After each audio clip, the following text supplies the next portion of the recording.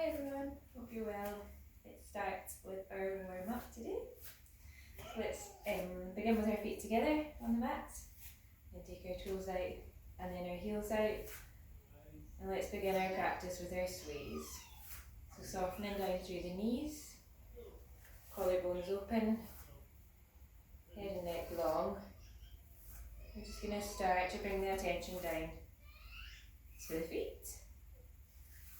And when you're ready, if you feel comfortable, just closing the eyes so you can really bring that focus down in towards the soles of the feet and what you're feeling today.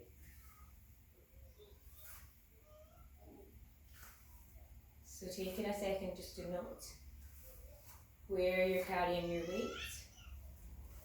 If your weight's coming down through one side of the body more than the other, if you feel like you're shifting over towards one side.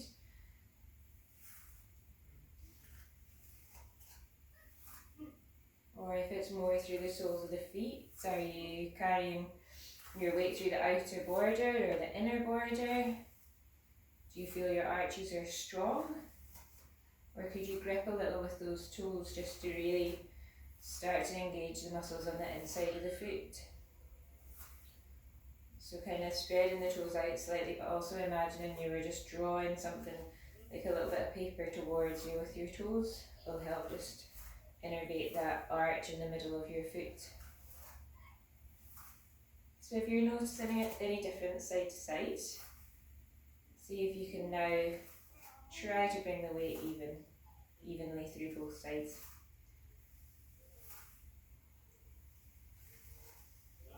Think about the pelvis just staying above the knees, ribcage above the pelvis. And that can help just, again, keep your symmetry when you're moving and help your body restore or regain that sense of balance. Take your sways round into circles now and just work on again that feeling of your feet pressing down through the floor. Using every little bit of your foot, including the spread of your toes. From little toe to big toe and back over. Notice how your postural muscles start to kick in naturally as you take your body out with your base. So as your pelvis circles above your feet, your postural muscles already know what they're doing, already know to stabilise. It's not always an active, often a lot of the exercises you do, your body will naturally switch on when it needs to. That's why we don't have to kind of think all the time about drawing these tummy muscles in and back. A lot of the time it's natural. Let's change direction with our circle. Again, just notice if one way feels more natural, easier than the other. Give yourself a little bit of time just to balance it out.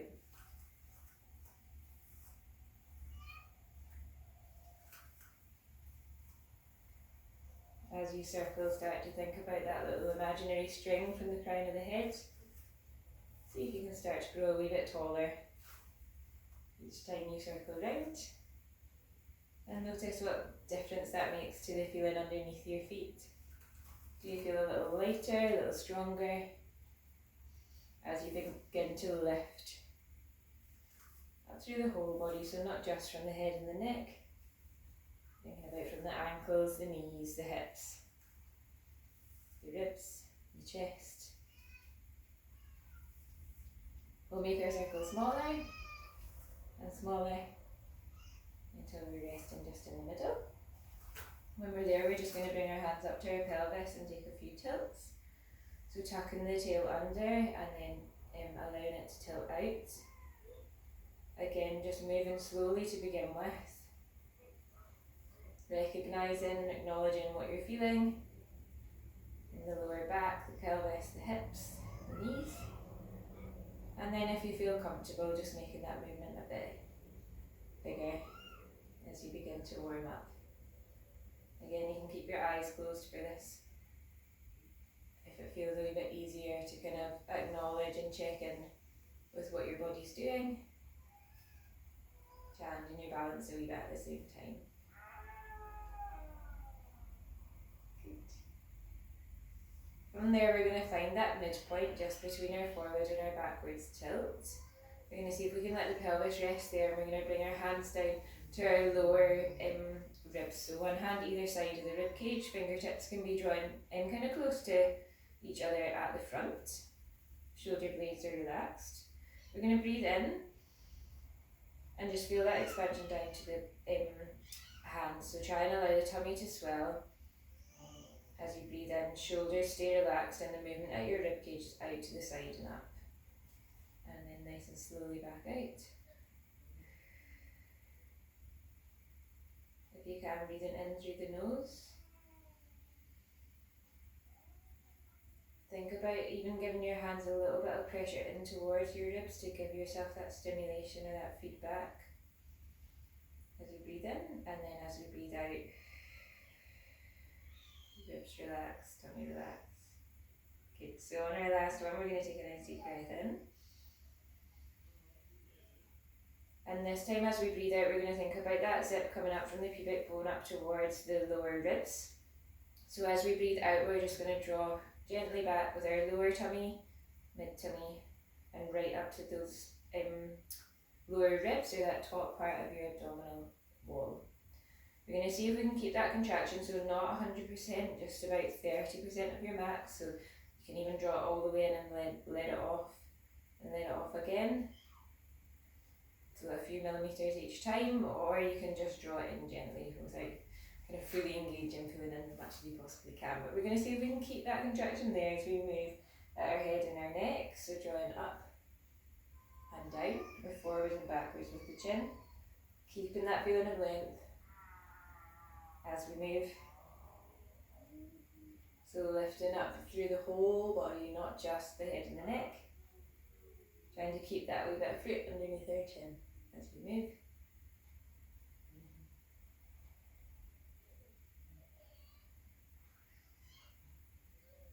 Very good.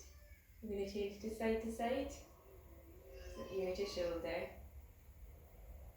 Again, every time you come through that midline triangle, lift a bit taller, and think about the lift coming up from the pelvis rather than just from the head and the neck.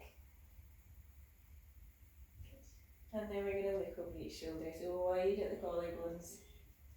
Think about just a gentle draw together and down at the shoulder blades. So imagine one shoulder blade was slotting down towards the opposite back pocket. We're going to take the feet wide. We're going to come into some of our pliés. So small knee bend as the arms come up, small knee bend as the arms come down. Just start with a small movement, take your feet at whatever angle feels comfortable for your knees. So some people will naturally turn out more, some people will be more towards the front.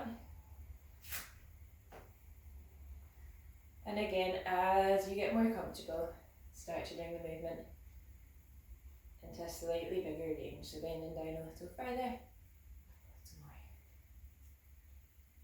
Good.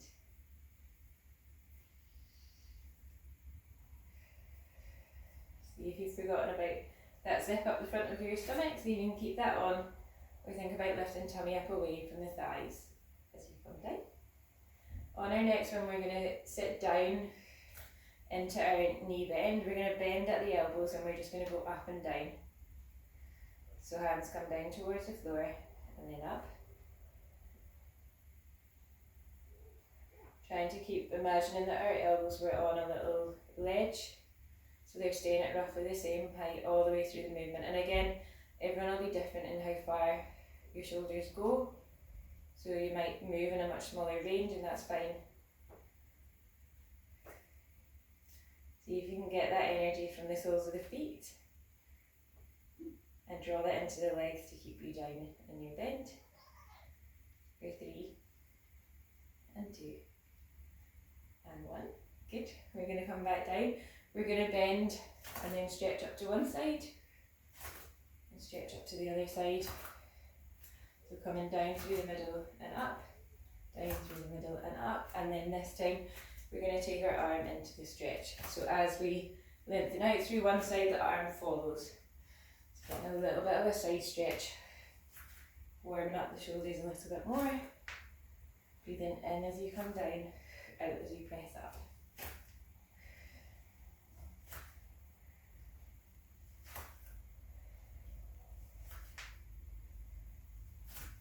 Good, one more each side. Lovely. We're going to come into our lunges, so stepping forward with one foot and then bringing it back. Same on the other side.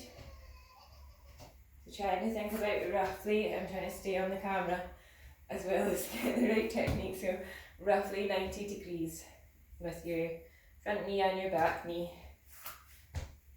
You don't want the knee pushing right over the toes, so try and think about sinking your weight down through the middle. Good. On our next one, we're going to stay down.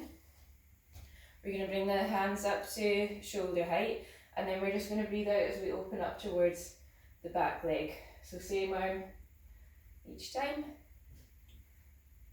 Opening up and then drawing round. Hips stay facing forwards, so moving the upper back.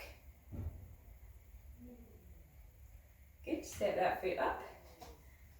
Step the other foot back. Sink down into your lunge. Hands float up to shoulder height, square the hips round to the front, breathing in to prepare, and then out to open.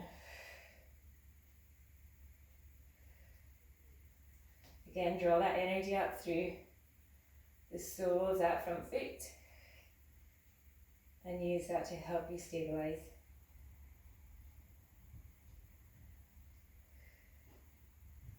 Lovely, good. Step the feet back up. Let's give them a little walk out. Stretch underneath the soles. And then let's come into our kind of wide-legged plyo stair balance series today. So we're going to do the same thing as we normally do with our feet parallel. So we're going to bend the knees, come up onto the tiptoes, straighten, and then lower. So we're coming down and up and up and down. And just notice the difference in how your body feels in this position compared to doing it how we normally do it. And then if you want to add them in the arms, they come forward and up, and then out to the side and down. Forwards and up, out to the side and down. Forwards and up, out and down. Forwards and up, out and down. We're going to do one more, so we're going to bend down and then we're going to come up onto our tippy toes. We're going to see if we can keep it there. Bring the hands to shoulder height, and then see if we can do our taps up and overhead. Breathing out as the arms come up so you can keep those heels floating. Go 5 and 4 and 3. Lower down at any time if it feels like too much. And 2 and 1. Good. See if you can lengthen out through those legs before you let the heels come down. Lovely. I'll see you for a class.